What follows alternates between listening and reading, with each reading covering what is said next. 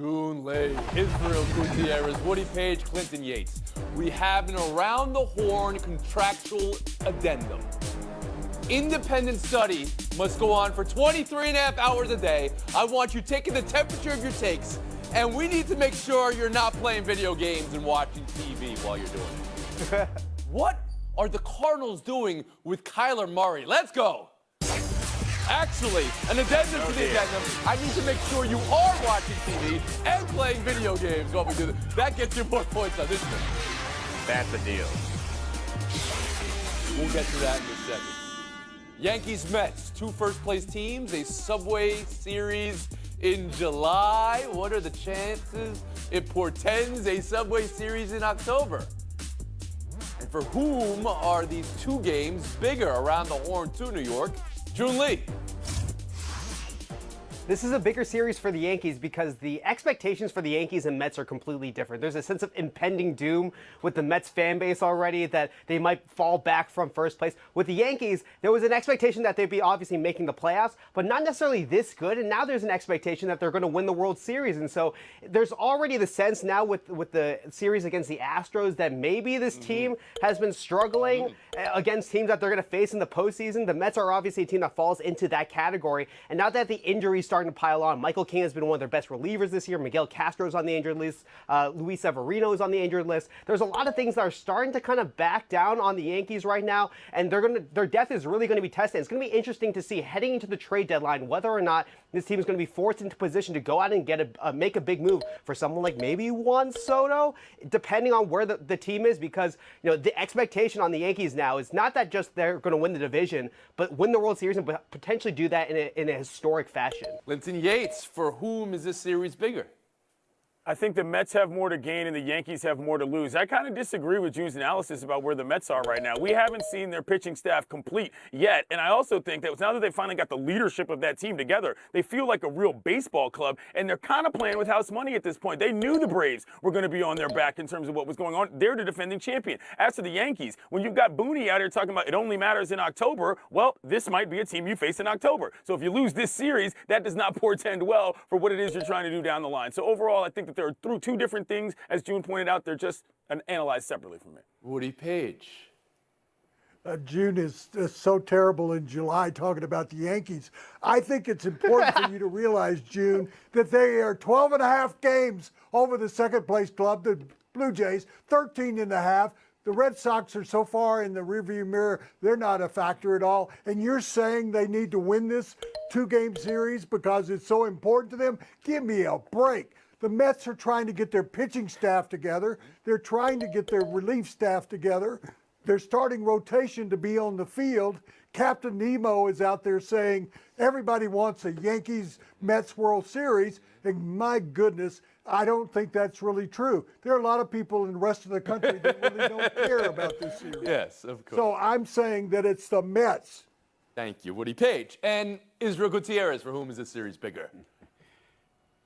Yeah, I mean, look, I do agree with June where the Yankees sort of underperformed last year and in the first half of this year kind of overperformed and set this, this standard that people are probably a little bit too high, because if you look at their record since, losing 10 of 18 since July 3rd, not too many people are concerned about it. They're saying, okay, well, they'll fix things with a couple of trades before next week's trade deadline. Even with Giancarlo Stanton going on the IL now, not a huge deal for this team. They still have enough big bats in the lineup. That's why I look at the Mets, and June mentioned it.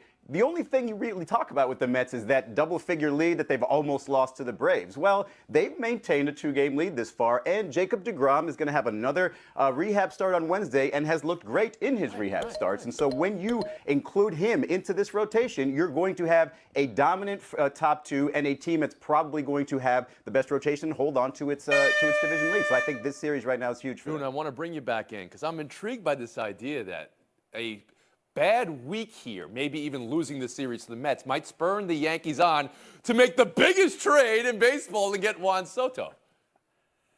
Well, they also have a window right now where they have a stacked team. They have a lot of guys under contract to make sure that, they're all having really good years between Nestor Cortez, Jordan Montgomery. That rotation has been really, really strong this year. But then there's also the part where Giancarlo Stanton goes on the IL, and then you have Joey Gallo, who's been hitting below 200 the entire season, who's been a black hole in that lineup. there is a scenario here, especially given how talented the Rays and the Blue Jays also are, that, I don't think that they're necessarily going to come back and catch them in the division race. But when it comes to the playoffs, the regular season records won't matter. And having that depth, having that consistency in that lineup and in that rotation is going to be really, really important for the New York Yankees. Israel, what did you say before we sat down? And what you love about this Subway Series is that it brings New York together in a way that they can flip the bird to each other easier. Together, but just so they can argue with each other louder. Exactly. Yes. Exactly. All right. We've been horned. We'll move on. Football now. The reports that Kyler Murray's new $230 million deal has a clause. This is stunning.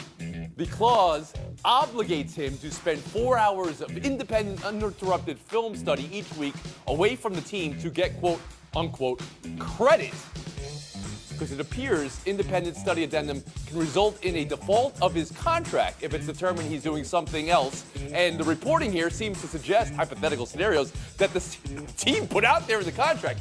Hypothetical things like browsing on the internet while watching film or playing video games while watching film. This could lead to a default in the contract? What is this, Clinton Yates? This is an absolute debacle, and if you want to use a college term, sort of like that college coach who's been down there, a loss of institutional control. You cannot have grown men sitting here talking about you're not going to get your allowance until you do your chores. This is NFL football. What are we talking about? If you're the Cardinals, why would you want this news to be out there? If you are the quarterback, you don't want this to be found out either. This is an embarrassment to everybody involved, and as far as I'm concerned, the Cardinals season is done right now. Hopkins not going to be playing the first whatever games of the year, and now you can't even figure out the leadership pattern for this team. Wow. Bad news bears, Arizona. Get it together. Woody Page. Well, Clinton, the season's not over. He's going to have to home study all the time. I had two responses to reading that addendum. Number one was, I'm reading The Onion. Well, I'm reading Mad Magazine. Yeah. This is so ludicrous Okay. that it's unbelievable. The number two thought that I had was, can you imagine Allen Iverson getting a contract offer like that and saying, home study? This is home study? Can you believe it? This is home study? I mean, it makes no sense whatsoever. It does sound, and Clinton kind of touched upon this, on the Bidwell family over the years, there's been a reason why the Cardinals have never been that successful, occasionally getting into the playoffs, because they run their institution like that. It sounds like an institution where they would actually say to a quarterback that you just paid $230 million to, that we want to make sure with security cameras or with good faith that you're going to study at home. That makes no sense. Well, I mean, there's a couple things in play here, right, Israel? They are just words in a contract, but there's a suggestion here that, how could you take it any other way, Israel, that Kyler wasn't preparing during the week, or the team is allowing people to believe that? It's an unprecedented protection for a team because it's got this, vagueness to it that it's like, yeah, okay, studying, what does that really mean? If he's literally focused on the camera or on the television and not on other things, and you're timing every second of it, otherwise it's a breach of contract, that's absolutely nuts. And for Kyler Murray to have let this get into the contract, I was kind of hoping that it was one of those things that I've done it before, signed something without actually reading all the clauses. Because to let that get into the contract, which will eventually get public, will eventually have so many people saying these things about you, whether it's true or not, that I would have just done something quietly on the side and said, hey, you guys want to do this without, sort of the public letting know, that's fine. But the idea that he let that get into the contract means it's real. It's something that not only does the team believe, but he says, okay, maybe I should study harder. And the last thing here is I also wonder, and this is like a medical diagnosis here, if there's ADHD involved with Kyler Murray, because if they're talking about making him focus on his study on the one thing that's most important in his life, that might be something slightly out of his control, so it's something they probably want to look into. Oh, do you know that, or you're just a supposition here that... I don't know that. I'm saying it is very common, and it's something that if writing it into a contract is not something that's going to fix that if that is a significant problem. June, how do you read this? I think it's the worst possible way for a $200+ million contract business partnership to be starting out, because you're putting Kyler in a position where now there's going to be media scrutiny on his video game habits, on his television watching habits, and how that informs the way that he's prepping for the game. And it's also an indictment on Cardinals management, because it's saying that we don't know how to motivate our quarterback to study film. I mean, to have that written into a contract is a situation where, are you managing your quarterback, your franchise quarterback? Do you have confidence in your franchise quarterback if you're writing all of this in? Like, if you're going to put that much money invested into Kyler Murray, and then you're going to also write like, oh, we need to make sure that contractually that he's studying 4 hours a week. How much confidence do you actually have in him? I mean, it's a baffling business decision on 4 hours a week. Fronts. 4 hours a week. I thought 4 hours a day. I mean, 4 hours a week. What are we asking for here? I mean, if I'm Kyler, I come out and say I was already doing that. Sure, I signed it. I was already doing that per day. I mean, how could you not be? Right. All right. Well, it's interesting because that story came out at the same time. A couple other teams were approaching it completely different. To the New England Patriots we go. Mac Jones being praised for making dramatic gains this offseason in his physicality and in his football sense, and that's from Bill Belichick. Quote, dramatic improvement. End quote. That's what Belichick said. And then, of course, we know about the eternal praise coming in Miami for Tua Tagovailoa from his new receiver, Tyreek Hill. This is the 5th time, by our count, that he's praised him for being the most accurate QB in the league. Said it to Bart Scott yesterday at First Take. Clinton, are those just words or something more here?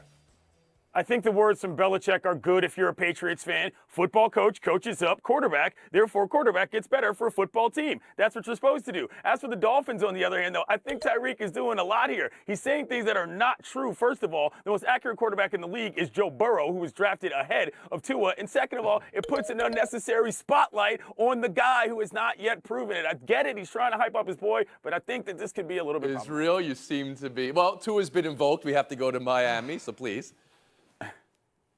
Yeah, so I love, Bill Belichick saying this about his quarterback and everybody saying, wow, it must absolutely be true. But one of the most talented receivers in the game says something about his quarterback, and it's just like, I don't know, I haven't seen it yet. What have we really seen out of Mac Jones other than he can, execute a game plan? Let's see Tua with a good offensive line and good receivers, and then maybe we'll all be saying, oh, yeah, Tyreek was right the whole Woody time. Page?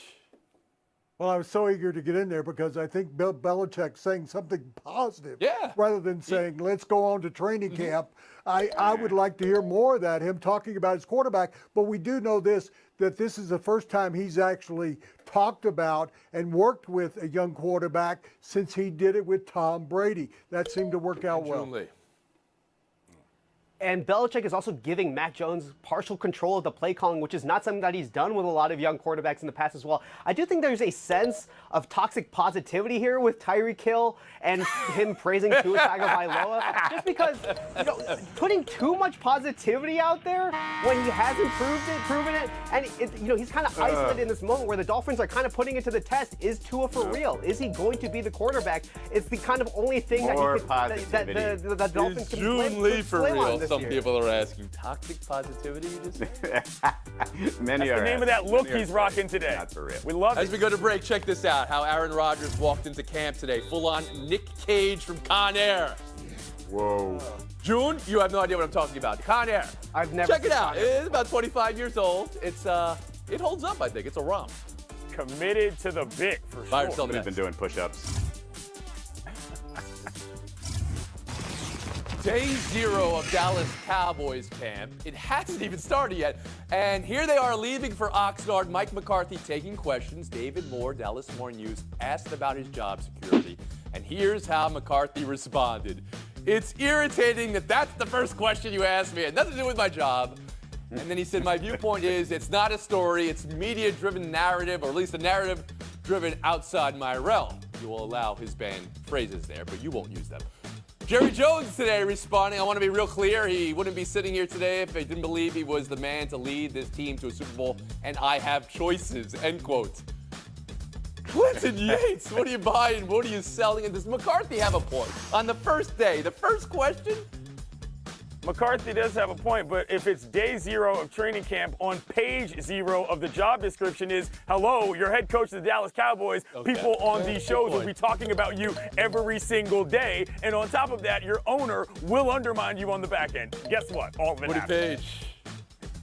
I'm selling both men here. McCarthy could have just blown off the question or used some humor, but he was so serious about it. And in regard to Jones, why did he have to add that phrase, and I have choices? Right, exactly. That made no sense. He's talking about Sean Payton now available. Dan Quinn's on the staff of the Cowboys. Israel Gutierrez. Does McCarthy have a point, though?